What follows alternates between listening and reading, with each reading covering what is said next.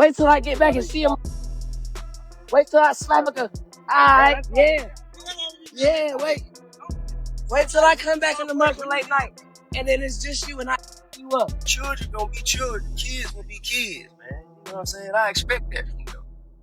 I expect them to do the wrong thing. The night the news first broke, the entire internet felt like it froze for a moment. It didn't matter if you were a fan of T, a follower of King Harris, or someone who barely kept up with celebrity drama. Everyone felt that same chill, the kind of chill that stops you mid-scroll, makes you blink twice, and forces you to ask, wait, how did it get this far? Because hearing that King Harris was in danger inside a jail cell wasn't just another gossip headline, it was real, terrifying, and immediate. That same question echoed relentlessly through T's house as he paced, unable to steady his thoughts, replaying every moment he could have stepped in sooner, every chance he felt he had failed. He wasn't the rapper, the mogul, the public figure who had faced millions of eyes. In that moment, he was just a father, terrified for his son, consumed with fear and helplessness. That fear hit harder when the call came short, shaky, rushed from someone who didn't even work in the facility. 8 words were all it took. They got a hit out on your boy. The line went dead. After that, there was no sleep, no calm, no clear thinking, only panic, spiraling with guilt that grew heavier with every passing hour. That call played in T's mind like an unrelenting echo, each repetition louder, more urgent, more terrifying. King had always tried to present an image of invincibility. Loud, bold, confident, he acted like he was untouchable. But none of that mattered inside those walls. Fame offered no protection, and arrogance did not shield him from those who sought to make an example out of him. The first wave of helplessness struck when T tried reaching out to everyone he knew, politicians, lawyers, old friends, even people he had sworn never to call again. Pride became irrelevant. Nothing mattered more than King's safety. Calls went unanswered, messages ignored, threats left unanswered. With each failed attempt, T felt a piece of himself shatter, a fragility he hadn't realized existed. Meanwhile,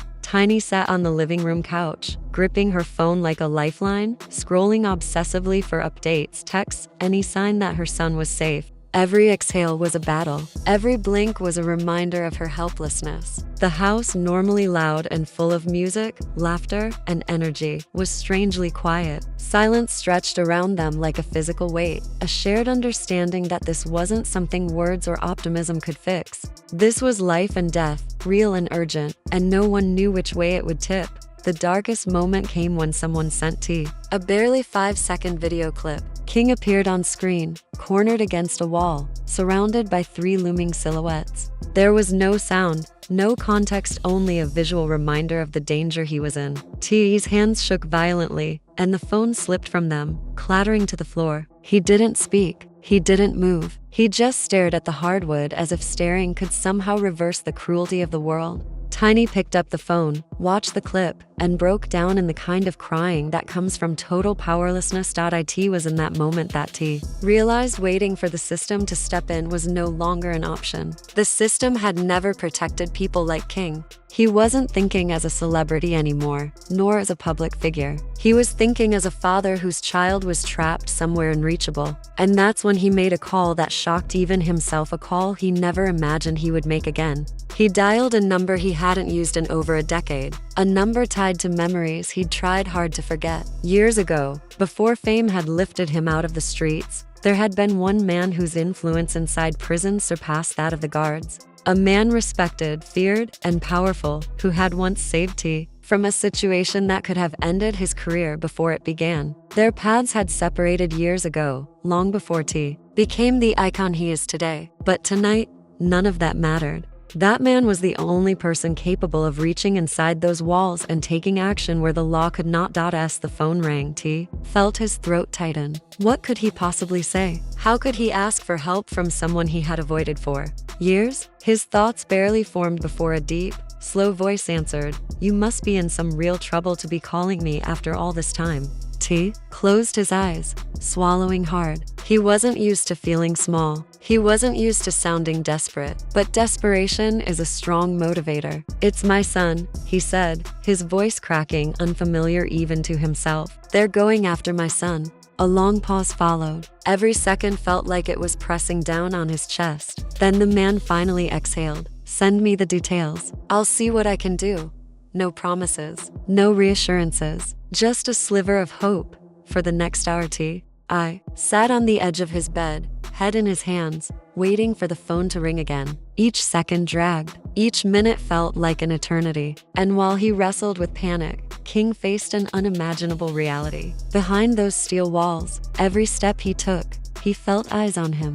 Every sound made him tense. People who had laughed with him days ago now circled like predators, drawn to the idea of taking down someone with a famous last name. Fame, which once made him untouchable online, made him a target here. King tried to maintain composure, squared shoulders, steady voice, but inside, fear clawed at him. Whispers followed him everywhere, that he was easy money, that someone wanted to make an example out of him. Every visit to the phones, every trip to the cafeteria, every attempt to rest was shadowed by silent threats. For the first time, he understood the fragility of the life he'd flaunted online. The confidence he wore like armor crumbled in the face of real danger. Back in the free world, Tiny paced through the house, whispering prayers under her breath, while Lex and the other kids hovered near her, sensing tension, even if they didn't fully understand it. Every member of the family was waiting for the phone to ring, every eye fixed on any sign that King had survived another moment. When the phone finally buzzed, T lunged toward it as if it were a lifeline. The gang leader's voice came through,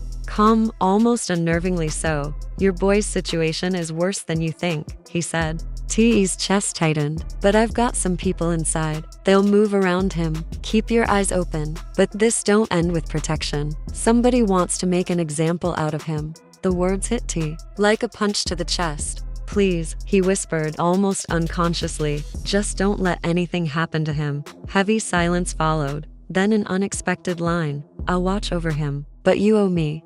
T didn't hesitate. I'll pay it. I'll do it, he said. The call ended abruptly. Meanwhile, King sat in his cell, controlling his breathing as footsteps echoed outside, slow, heavy, deliberate. When the door opened, he didn't see enemies. He saw two men from earlier who nodded at him, signaling safety. Your pops sent angels your way, one said. King couldn't decide whether to laugh or cry. Threats became quieter, more calculated, and more manageable, despite protection. T endured sleepless nights filled with anxiety while social media fueled pressure, ridicule, and panic. Then came confirmation that one of the gang affiliates had indeed been bribed to harm King. T broke down. Tiny held him as he shook with fear and exhaustion. The next day, T released an emotional public plea that went viral. It forced authorities to act, and King was moved to protective custody. Dad, I don't want to be here anymore, King whispered, exhausted, frightened, and humbled. The story didn't end with celebrations, clear victories, or grand resolutions. It ended with a family shaken to its core, a father humbled, and a son forever changed.